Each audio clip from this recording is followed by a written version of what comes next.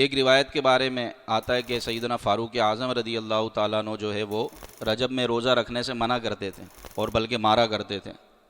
تو یہ روایت بالکل صحیح ہے۔ ایک طرف ہم روزوں کی ترغیب دلا رہے ہیں، دوسری طرف وہاں سے دوسرے لوگوں کی طرف سے روایت چل رہی ہے فاروق اعظم تو رجب کے روزوں کا منع کرتے تھے، ڈانٹا کرتے تھے، سختی کرتے تھے۔ تو بالکل کرتے تھے، یہ روایت موجود ہے، لیکن کس کو کرتے تھے؟ تو یہ سوال کیا کریں، کس کو منع کرتے تھے؟ ان لوگوں کو روکتے تھے جو زمانے جاہلیت کی طرح رجب کو منایا کرتے تھے، کیونکہ رجب میں زمانے جاہلیت والے بھی رجب کا اہتمام کرتے تھے جب اسلام نہیں تھا۔ تو وہ کیا کرتے تھے؟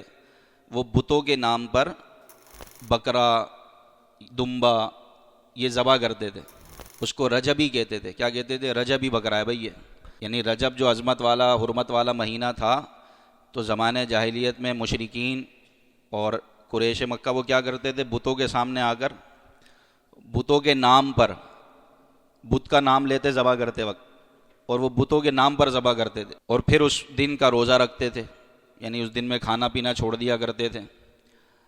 تو یوں فاروق اعظم رضی اللہ تعالیٰ عنہ رجب میں جو اس طرح کی حرکت کرتا اس کو منع کرتے تھے، ورنہ رجب کے روزے تو سرکار سے ثابت ہیں، پھر صحابہ کرام علیہم رضوان کی طرف سے معمول تھا رجب کے روزے رکھنے کا۔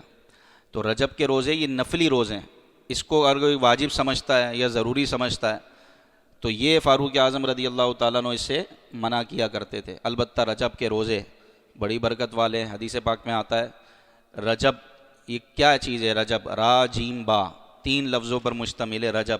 دراصل رجب جنت کی ایک نہر ہے۔ کیا ہے؟ بولیے سبحان اللہ۔ جنت کی ایک نہر ہے رجب، جس کا نام ہی رجب ہے۔ جو رجب میں روزے رکھے گا اللہ اس کو اس نہر سے سیراب فرمائے گا۔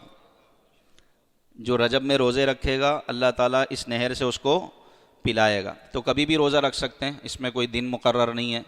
آپ ایک دن کا رکھیں، 2 دن کے رکھیں، پورے ہفتے کا رکھیں، یا بالکل نہ رکھیں، تو کوئی ملامت، کوئی اگر رجب کا روزہ نہیں بھی رکھتا تو کوئی گناہ نہیں ہے، نفلی روزے ہیں، اور اگر کوئی رکھتا ہے تو اس کو ثواب ملے گا۔